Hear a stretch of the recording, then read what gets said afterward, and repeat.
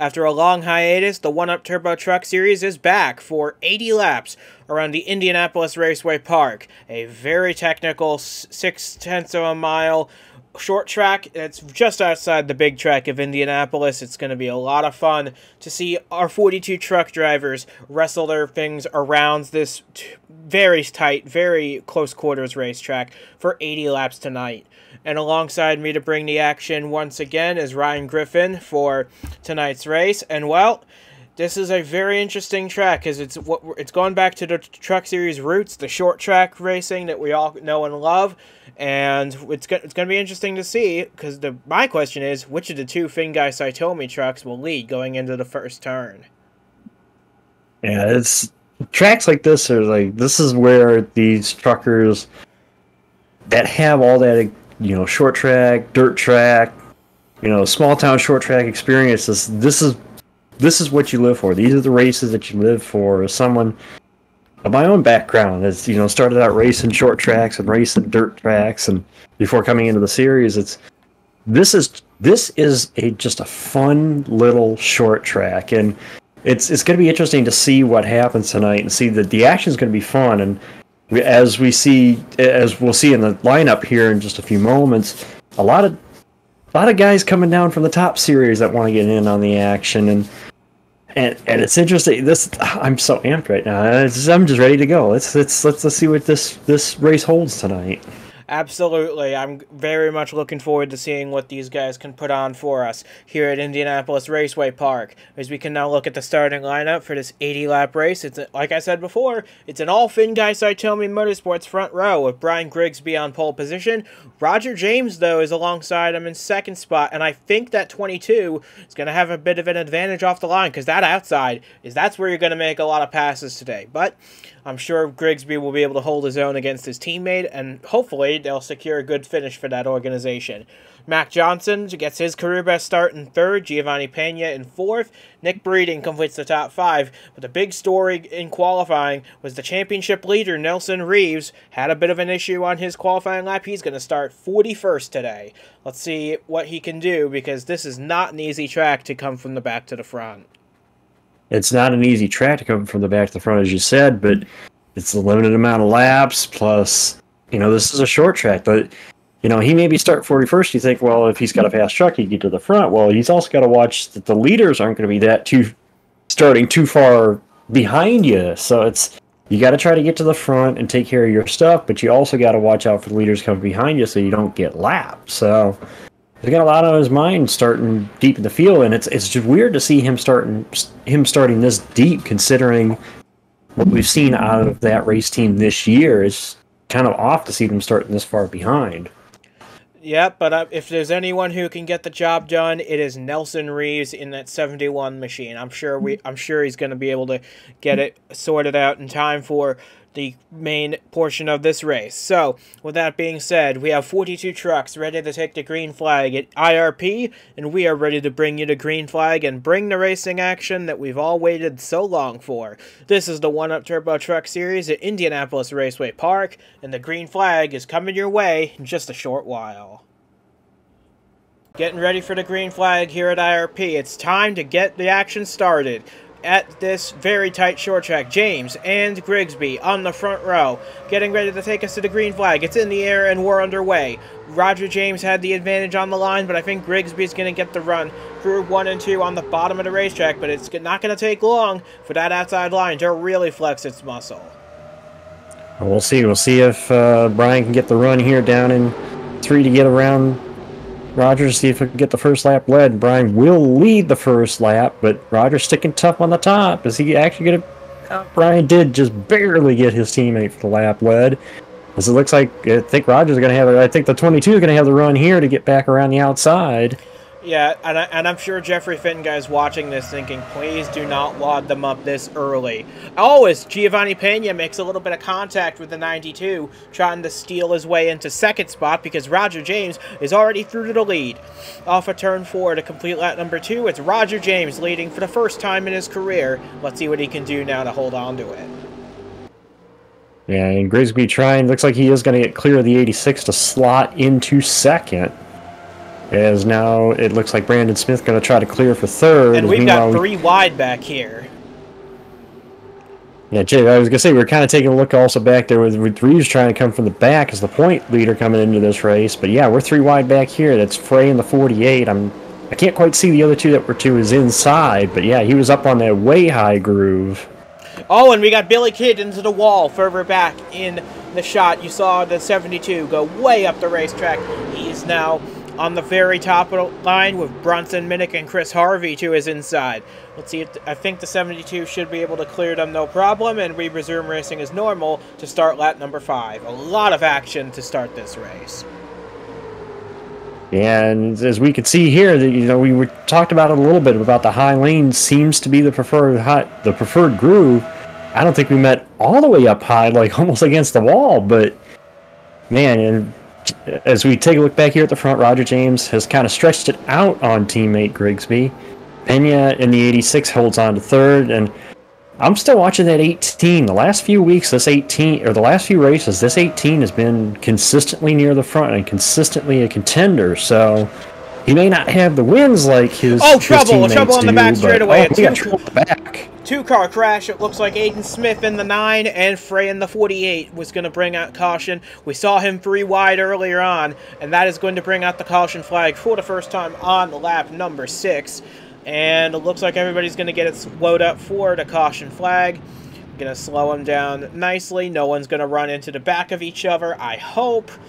But that's going to... Well, we saw this last year in this race. Caution, early caution, and unlike last year, these guys are plenty good to make it the entire race distance on a single tank. So our only concern now is just to see what happened to cause this first caution of the race.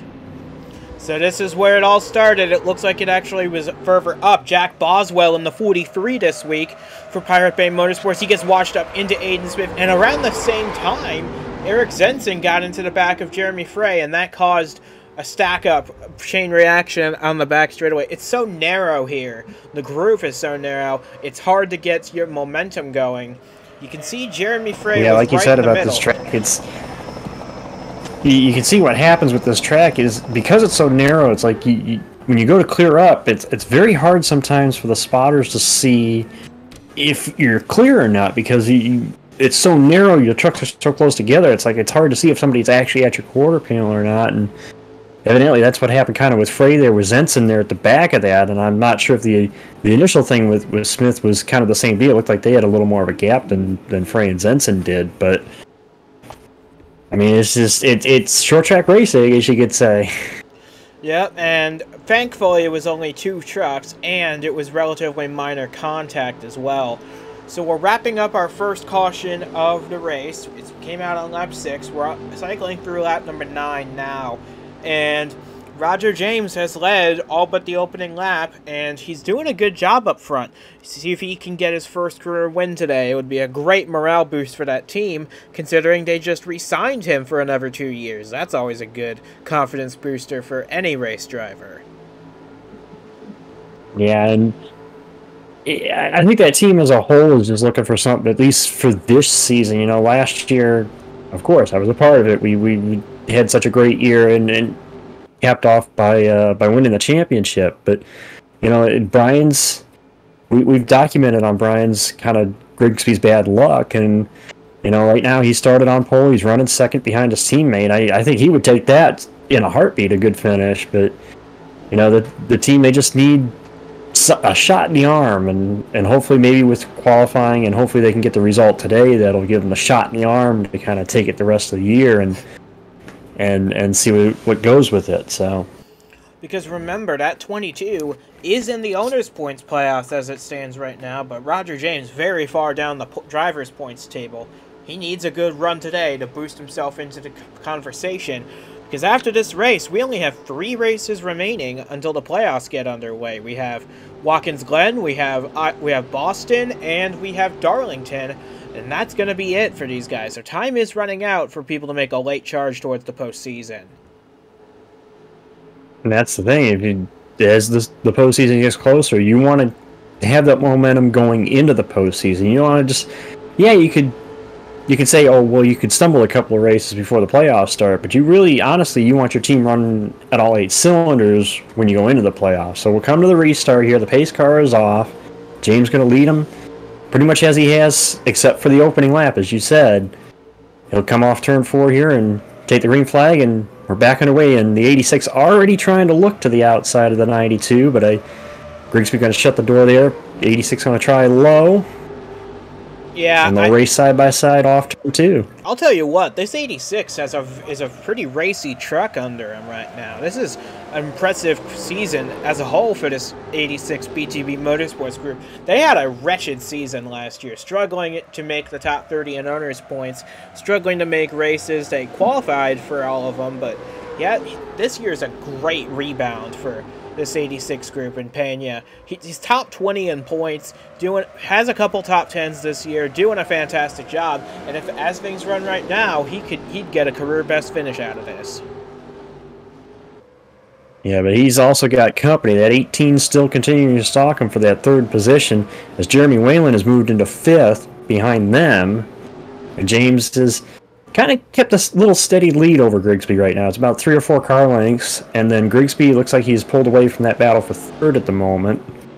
So right now the FPM trucks just, I guess they're just trying to sit on cruise control. Yeah, Smith has got around the 86. I'm telling you, this 18 truck, the last couple of weeks, again, we talk about momentum going into you want momentum going into the postseason, and I'm telling you, this 18 truck, I know we said at the start of the year that his teammate, Kev Shear, in the 02 was really going to be the title contender, but it's looking more and more like this 18 could be the title contender, as Wayland looks like is going to try to take 4th from the 86. I don't know if he can get it off of 4. It might take a lap or two, especially since he's on the line that everybody says is kind of the unpreferred line. Yeah, and we looked for a moment at the fastest lap leaderboard. Who else would it be but the 2 FPM trucks up front? They both have the 2 fastest laps of the race right now. James has the advantage over Grigsby in that department, but so far we've been treated to a very nice race. We've had an early caution. That's to be expected on a short track like this, but other than that, these guys are keeping it plenty calm, and I wouldn't expect that to continue into the later stages of this race, as Mac Johnson now tries to defend against Kev Shear. That's for the 6th position, but overall, very solid racing we've had here so far.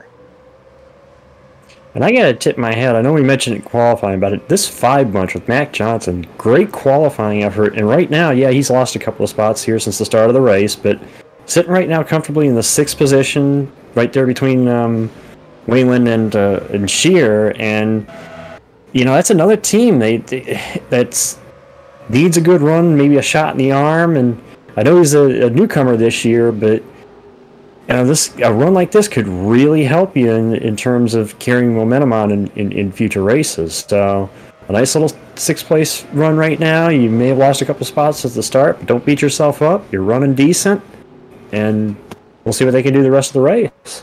Yeah, Mac Johnson, he's the highest running driver in the points for that team. And of course, his teammate Aiden Smith was caught up in that early caution a moment ago, but we're approaching the quarter distance mark of this race. We're about to reach it next time they cross the line, as a matter of fact, to complete 20 laps.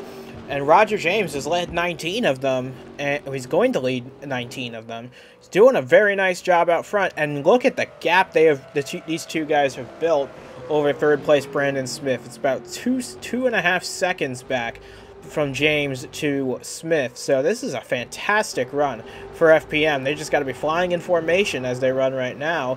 As we look further back, you see James Ellison battling Nick Breeding for a spot in the top 10. Ellison full-time in the Nitro National Series, of course, but seeing as this is his home race, he thought he tried to triple, and he has gotten it. So he's going to run all 3 races this week and see how he does. Right now, he's getting off to a good start. Yeah, and James, I know Ellison was very happy. He adamantly wanted to do the triple, and honestly, that's why you're good. You guys will hear me in the Superstar race commentary in a couple of days here, just because of he's going to be attempting that race. So you'll hear me back with that. Like we kind of split the schedule last year, but you know, it's nice to see it. It's almost like a really good boost to a driver to do well at their home track, and even if it's in a different series. And Nelson having a nice, decent top 10 run at the moment, and I'm sure he's loving every minute of it. And looking back here, we've got 3 of the New England Cruisers trucks in a row. Chastain, Minnick, and Samantha Jade. They're hanging out just outside the top 15 at the moment, doing a solid job running with Terzic. Earl Sears right back there too, as is Arbon Lagvashur, and the hottest driver in the field right now. But he's cooled off a little bit in this race, just running inside the top 20, having a solid day, nothing to be ashamed about there. Nathan Ormond's back in the Truck Series for this one race, driving for a new team created by Billy Kidd. It's doing a solid job, running in the just outside the top 20 currently, but nothing to be ashamed of for a team making their first ever start for sure. And he's running ahead of a superstar veteran in Zachary Fitzwater, so definitely nothing to be ashamed of there. Yeah, anytime you run ahead of somebody who has as much experience as Fitzwater does, that's that's an accomplishment. And it's kind of neat to see Fitzwater down here too. You know, he ran a race earlier this year in the Truck Series, I believe. He might have to correct me on that. But he did, and he won that race as well. But yeah, that's right. He won that race. But so it's nice to see these guys sometimes once in a while drop down here, because I think it really helps some of these younger drivers and some of these drivers that need that experience racing against a little higher class driver, so to say. It gives them a chance to race against a little higher competition, kind of see where they sort out. Looking further back, Jack Boswell making a one-off in the Truck Series before he comes back full-time in 2024 with Pirate Bay Motorsports. In the 43 this week, doing a solid job for that team. AF Walsh back here. Jensen Nomina, this is the other New England Cruisers truck, and unlike his teammates who are all running inside the top 20, he's mired quite a ways back. He's just inside the top 30 at the moment, so still a long way to go, but I'm sure that team was hoping for better. And you see Nelson Reeves, he has not made he's made his way up. There's no doubt about it. He's currently hanging out right there. But I was expecting him to make his way through a lot faster than this, not gonna lie. But I'm sure he's doing the best he can, and don't look now back at the field, but there is Roger James in the background. He is catching at a huge rate of speed. Yeah, you mentioned Reeves, but I mentioned it in the opening. The thing is, yeah, you're starting at the back, and yeah, you can go rip-roaring your way up through the field if you got a fast enough truck, but the problem is you don't want to tear your stuff up as well. So I think part of the reason why Reeves may not have had as big a charge, yeah, he may be having some handling issues, but he might also be trying to just take care of the truck, because you don't want to beat your truck up and trying to get all the way up there and lose even more ground when the truck's beat up. But I mean, right now, Roger James is just on a rail right now, and he is catching the rear of this field quick. Probably within the next couple of laps, he's going to be catching the rear and start going through the field. And maybe we'll see if some of these guys behind him can catch him. His teammate Grigsby is just kind of ride stationary there in second, kind of being kind of a good teammate, but he's falling off of James and kind of falling back into the hands of this. I know I've mentioned him a couple times already, but that 18 of Brandon Smith, I'm telling you, this 18 is going to be I'll mark my words right here. I think he's going to end up being a player for this championship this year, because he has definitely been really consistent. He's been up front. He's been fast. I don't think it's going to be too long before he sees victory lane. Absolutely. That 18 has been a model of consistency this year. That is for sure. As now Roger James closes in on the lap traffic, this is where he's going to start slowing down a bunch. And, oh, we got a problem. It's Jack Boswell into the outside wall off of turn 2. Looks like he keeps it going. No harm, no foul. He's just lost a few positions. But now, Roger James is going to be much slower than he was when he was all by himself. You can see it there. And look at the gap Grigsby has closed in that time. It was 1.4. Now it's just 0.6 of a second, and it's closing even faster. The problem here for James, we got trouble. It's a big wreck right in front of the leaders. Right in front of the leaders. Come on, you can make it, Brooke. And oh no, Roger James was involved in the crash. Oh, no. And Roger James, after dominating the early portion of this race, now looks to be out of contention after a big crash on lap 35. Man, that is not what that 22 team was hoping for he was having such a fantastic race, and now he's going to be at the back the rest of the day. Yeah, James with, man, that sucks to see, and I think Grigsby may have rubbed the wall. I'm not sure if Grigsby and Smith rubbed the outside wall as they were trying to get through that second deal there. But man, I know, being a part of this race team in the National Series, it sucks to see this happen, and to see the run that they were having, and it's going to be all for naught here tonight, and man, you hate to see it. But they knew he was there tonight, that is for sure. He led 34 of the opening laps. And right now, he's just making that slow, painful trip down the pit lane while they try to assess the damage to the 22 Ford. And they might try and bring him back out onto the racetrack, but it's going to be a long day rest of the way. But Brian Grigsby, he might have scrubbed the wall a little bit, but he is your leader currently. And there you see Roger James minus the front clip on that truck. He is going to get back out there. But that is just a heartbreaking situation for that entire race team. Such a good run they were having. It looks like it starts right around here with Aiden Smith, again, Dimitri Bortnik, and Jack Boswell. They all get up into the wall. And man, Eric Zenson went for a big slide. Jeremy Frey gets in his second accident of the day. And then, as Aiden Smith comes down the track, there was just nowhere for Roger James to go in that deal. James just the unfortunate victim. And again, it looked like a matter of, with the 9 being on the inside, it looked like a matter of trying to clear up, and they weren't clearing. I got to tip my hat a little bit to that 22 crew, because to take the whole nose off that truck and get him out there, I think I don't believe they might have lost 1 lap, but no, they didn't. That's kind of amazing that they were able to get out of Pat. Well, that's amazing that they got him back out there again. We won't see until the truck gets running again, but I don't think it's going to be as fast as it once was. So. And believe it or not, we've only lost 1 truck from this race in that wreck. David Wells in the 40. You see Jack Boswell, he's also missing his front end, and he is now a lap down. We've got a couple of guys trapped a lap down as a result of that, but Grigsby out front. Now it's Giovanni Pena that's the main challenger to the Finguy-Psytomi Brigade. Let's see what he can do. And Grigsby himself, you know, we as I said, I've talked about in the last couple of weeks and how they need a shot in the arm, and I know he didn't want to get it at the expense of his teammate, but to be in the position now where he could possibly be the one that gets the shot in the arm. We talk about winning a race could be a shot in the arm, and you know, he could be the one that's now in the position for it. Granted, I'm sure he didn't want it at the expense of his teammate, but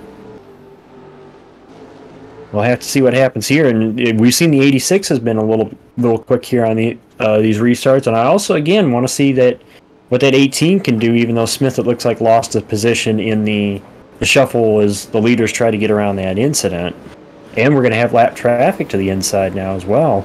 So that's going to put all of the front runners on their preferred lane. So we'll see what Pena and Whalen can do trying to clear the lap trucks, because Grigsby's going to have a clear shot to the front. Those other ones behind them, though, they got a little work to do.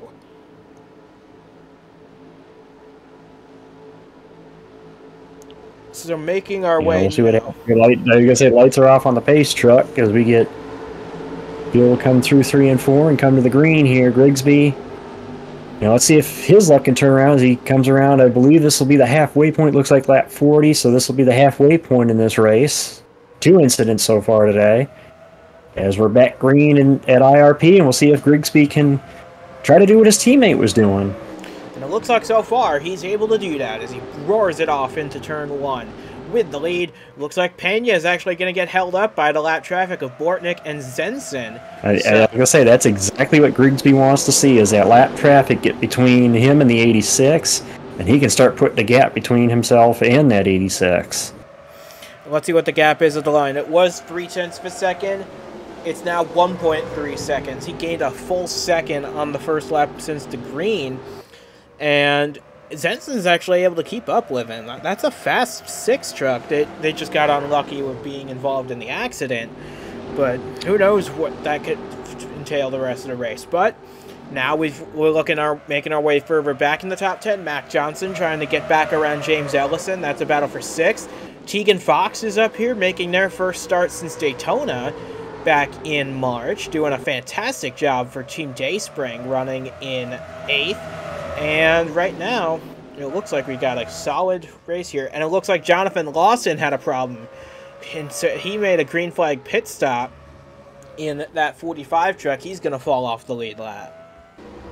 And we're going to have to watch this too. Again, we'll have a few laps while the field sorts itself out here. I'm curious to see how long it'll take Grigsby to catch the lap traffic. And again, we'll have to keep an eye on that. We saw what happened, unfortunately, for Roger James when he caught that lap traffic. Unfortunately, an incident happened that he got collected in. But we'll see what happens if Grigsby catches that lap traffic. But right now, he's got a nice steady gap over this 86. And honestly, again, I said it before, you know, I'm sure Grigsby wanted to have a good race today, and I'm sure he was going to be content with second if it came down to it. But I know it's beating him up that it's coming basically at the expense of his teammate. But I'm sure he'll take this victory if he's able to pull it off. And so again, some of it will. I want to run down the list here because we mentioned Ellison is up to 6. We mentioned Mac Johnson. Kev Shear up to 5th right now, just behind Brandon Smith in the 18 there in 4th. I noticed Mark Davey doing another one of those double dippers is up there in the top 10. They're running 8th. Yeah, he's making his Truck Series debut here tonight. So fantastic run for the Finish Line Motorsports driver out of Australia, making his Truck Series debut and doing a nice job of it. Currently running 8th, just ahead of Mac Johnson, and Austin Zorgan has made his way up into the 10th position as it runs right now in that blue and white 44 truck back there. Billy Kidd just hanging out outside the top 10. Gaddis Terzic and Chris Harvey are back there. But Tegan Fox is who I'm keeping my eye on. This driver has been very unlucky with the ride shuffle. They had a great run going at Daytona, finished 6th there. Unfortunately lost that ride soon after and struggled to get back into the series. They've got a great opportunity now with Team Dayspring to finish out the season together. And right now, they're making Team Dayspring proud, running in 7th place right now. And honestly, that's the best you could ask for, as you know, if you're given a one-off opportunity, you try to make the best of it. And that's just again, that's not just an audition for well, it's not an audition for the rest of the year because he has a ride for the rest of the year, but it's an audition for next year. And team owners, you better take note. The driver of this 88 hanging in there in the top 10 and had a top 10 run in the other start that they made. It's definitely somebody that you might want to take note of. As Grigsby's still hanging on to the lead, although the 86 has closed a little bit of that gap. It's down to 1.3 seconds now. And now Pena's trying to work on Zenson to try and get around the 6. And once he does that, he'll have a clear shot at the lead. So hopefully the 86 can clear the 6 relatively soon, because I want to see a battle for the win as we just taken 30 laps to go. This is while it's nice for Brian Grigsby to dominate the race as he is doing right now, I'd love to see a battle between Grigsby looking for his first win of the season and Pena looking for his first win, period. I'll tell you what, though, even with Zenson between the two of them, granted, it looked like he lost about 3/10 there. Sorry, the interval was a little blurry for me there for a second, trying to see what the interval was. I think this 86 truck is still quick enough. No, he lost another 10th there. I think he really is getting held up by the 6 right now. I don't know if he can get around the 6, but I think if he can get around the 6, I think he might have a challenge for Grigsby. I know Grigsby probably doesn't want to hear that, and I'm sure if he heard me saying this as his former teammate in the Truck Series, that he would read me for it. But you know, is Jeremy Whalen hanging on still there in 3rd, and Smith we've mentioned, and Shear we've mentioned, and Ellison up to 6, and man, it's just fun to watch this kind of racing here at this track. IRP just always seems to put on great races, and to watch these guys do this week in, week out, and man, I just love watching short track racing. Yeah, Pena is doing everything in his power to try and get around that 6 truck, but I don't know if it's going to work this time around. That 6 is making that truck as wide as he possibly can. Here he comes. Pena moves to the inside lane now. Going to be interesting to see if this works, because that top lane is superior around here. And yeah, there you see it. Zenson got the run off the corner, and he clears once again. And now you would think that, granted, I'm not sure how far these go. I just, you know, it's the way some racing is. You would think the fact that Zenson is a fellow Chevrolet, just like Pena, and they're trying to catch, you know, he's trying to catch the Ford of FPM, that there'd be a little bit of manufacturer, you know, a little bit of give and take between the manufacturers, especially since Pena is actually not the leader of the race, so it's not like Zenson is battling to try to get back on the lead lap here. I mean, he's supposed to be fighting Grigsby to try to stay on the lead lap, so you think there'd be a little more courtesy given to Pena, who is running second, trying to catch the leader. But, you know, it is still a race, and there's still something to fight for. It's just, it just seems weird to me that somebody that's fighting the second place car is hard versus fighting the leader, so... Yep, and don't look now, but lap traffic, it's coming. We've got Jonathan Lawson. He's got a little fresher tires than everybody else, so he's doing a good job hanging out in front of the 92. But I expect, within the next few laps, maybe the next 5 or 6 laps, that Grigsby catches the back of the field once again. And I think this time, once he catches, he's got to be very methodical about when he makes his moves. He saw what happened to his teammate earlier, and he knows that Giovanni Pena, once Grigsby catches the lap traffic, Pena will be closing in at an incredible rate of speed. So, but what we also have to keep in mind, too, is, yes, the 86 is going to catch the 92 as he gets the traffic, but the 86 still has that 6 truck in front of him that he's got to try to negotiate around, in addition to the lap traffic they're going to catch. So that's the one thing that I think is playing kind of into Grigsby's hand here, is if they do catch this lap traffic, he still has the benefit of that 6 truck being between himself and Pena and Whalen and the other leaders. So, yes, Grigsby is also trying to take notes from what he saw, what happened with Roger James, his teammate, and he knows he's got to be careful when he catches the lap traffic, but he also knows in his back pocket he has that 6 truck that's between the two of them, so he knows he's got somewhat of a wedge. Of course, what really hurt Grigsby is if Zenson seizes the opportunity in lap traffic to try to get his lap back and messes him up to the point where the 86 gets around him. You know, he's going to have to. It's a fine balance that he has to work here, and you know, you only have 18 laps to go, so it's not like we have a long time to go here. So we just have to see what happens. And you see Roger James back there, about to be lapped by his teammate. That's just the worst feeling. You had a truck capable of winning this race, and now you don't anymore. And to see your teammate coming up the lap, it's just the worst feeling imaginable as a race car driver. But here comes Grigsby. He's caught the lap traffic now. Nathan Stapleton's the first one in line to be lapped by the 92, and you see it. Pena just gained a huge heap of time, and I would expect that gap to keep shrinking as Grigsby struggles with this lap traffic. And then Grigsby, again, if you're Grigsby, you just got to be methodical here. Again, he knows the 86 is going to catch him because of the traffic, but he also knows, again, I mentioned it, you can see, yeah, he's gaining a little bit, but it's not a major chunk. And again, Grigsby has 2 lap trucks between himself and the 86, so I think it's not so, he's going to be slowed up by the lap traffic, and yeah, the 86 is going to gain some measurable time, but the number of trucks that Grigsby can put between himself and the 86 only helps him. So the more he can get around, the more he can put between there and give himself that cushion. Yeah, and yet the gap is now under a second. So, I mean, it's nice that Grigsby has the buffer of those lap trucks, 2, maybe 3 lap trucks between himself and the 86. My concern is that Pena, oh, never mind, we've got caution on the speedway once again, and it looks like a 2-car incident between Nick Breeding and Arbon Logvishurin to bring out caution for the 3rd time. This changes everything, and that is not what Giovanni Pena wanted to see. because now, with this few laps left in the race, they are going to line up single file, and that's really going to hurt his chances. Yeah, and if they line up single file, again, I mentioned the lap trucks that were between Grigsby and Pena, and here we go. You know, we get this late caution. We're going to have possibly a restart. If the restart comes with 10 laps to go at single file, and those lap trucks will be between Grigsby and Pena.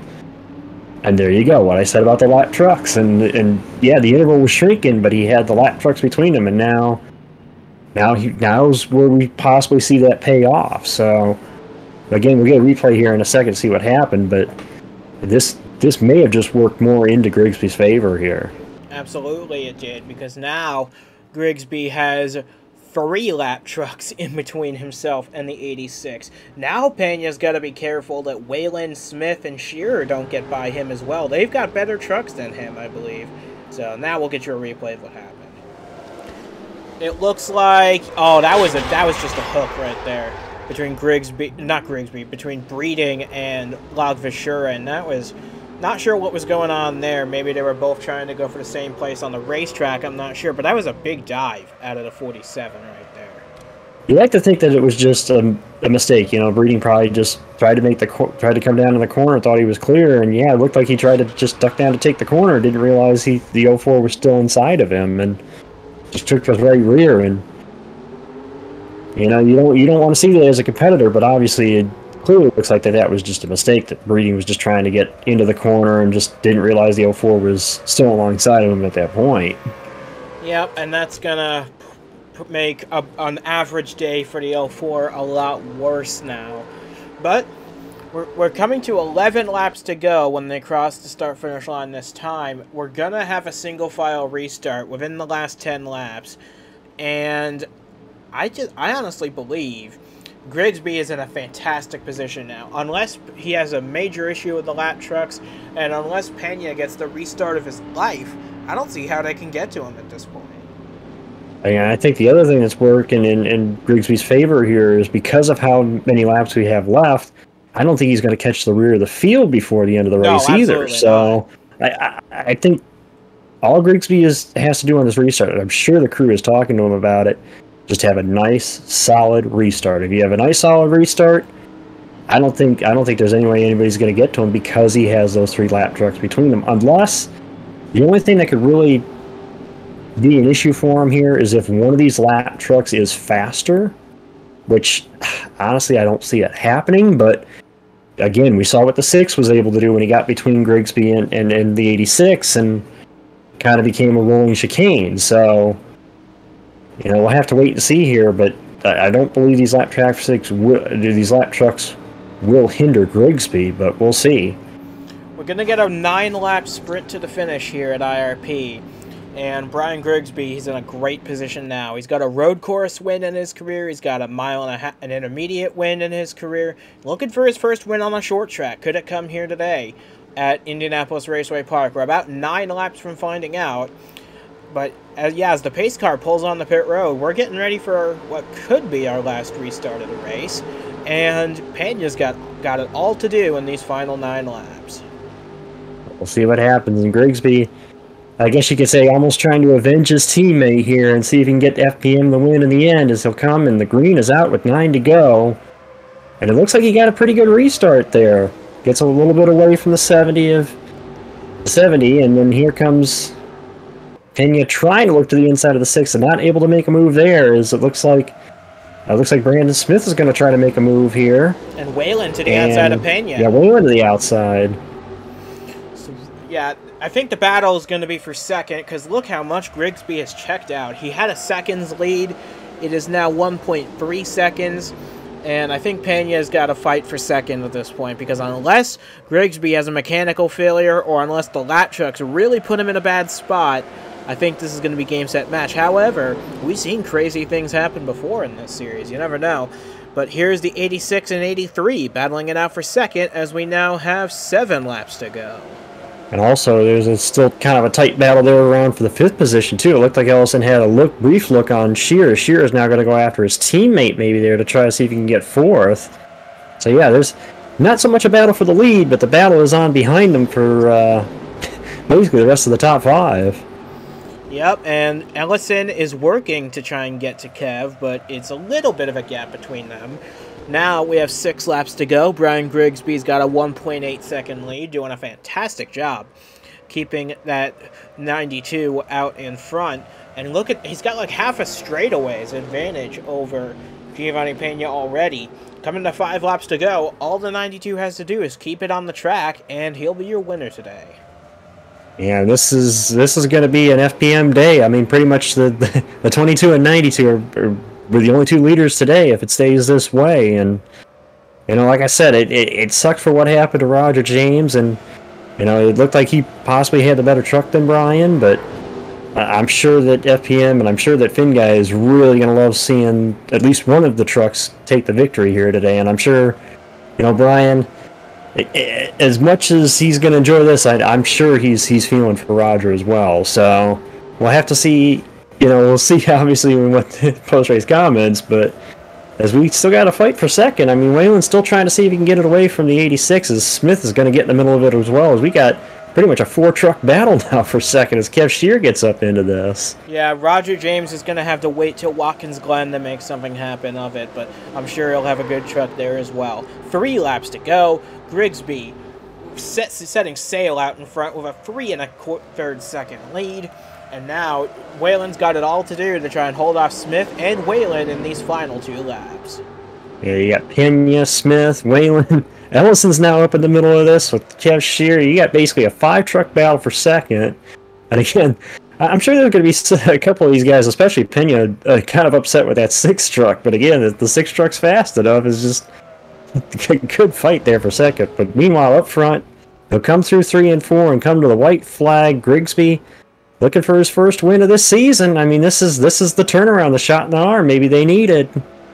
And the white flag is out. 1 lap to go for Brian Grigsby. It has been a wretched season up to this point. A crash at Canadian Tire put him behind the 8 ball. But now, for the beleaguered Finguy-Psytomi Motorsports team, they'll have led every lap between their 2 trucks tonight. And off of 3 and 4, for the final time, Brian Grigsby going to get short track win number 1, career win number 3 here at Indianapolis Raceway Park. Puts him at the tie at the top of the all-time win list as for good measure. Grigsby gets it done here tonight at IRP. Giovanni Pena, what could have been for him today if that last caution hadn't come out? But a career best day for him still in second place. Nothing to be ashamed of there.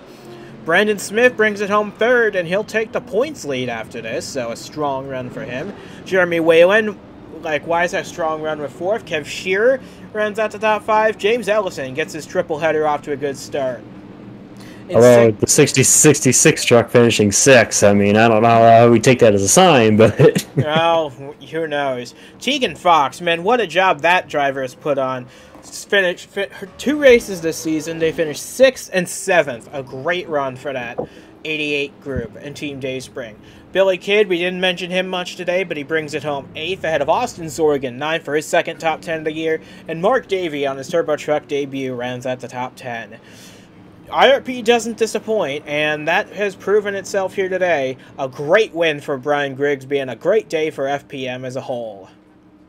Yeah, I mean, FPM as a whole leading pretty much every lap in this race between the 92 and 22, and man, you feel for this team and everything they went through. You know, they lost the driver earlier this year, and Grigsby's run of bad luck. This is as much a team win, and I'm sure as much as James has beaten himself up, Roger James has beaten himself up after what happened, I'm sure he's going to be in the middle of that victory celebration just as much as that whole team is, and this is big for that whole organization. This is, you know, even as the National Series driver, even though I'm in the broadcast booth and not on the track for him, you know, I want to be part of that celebration too, you know? Absolutely. But that's going to do it for us from Indianapolis Raceway Park. We'll see you again in a few weeks at Watkins Glen International for race number 11 of the Turbo Truck Series season. Our final road course race of the season. Going to be a lot of fun out in upstate New York.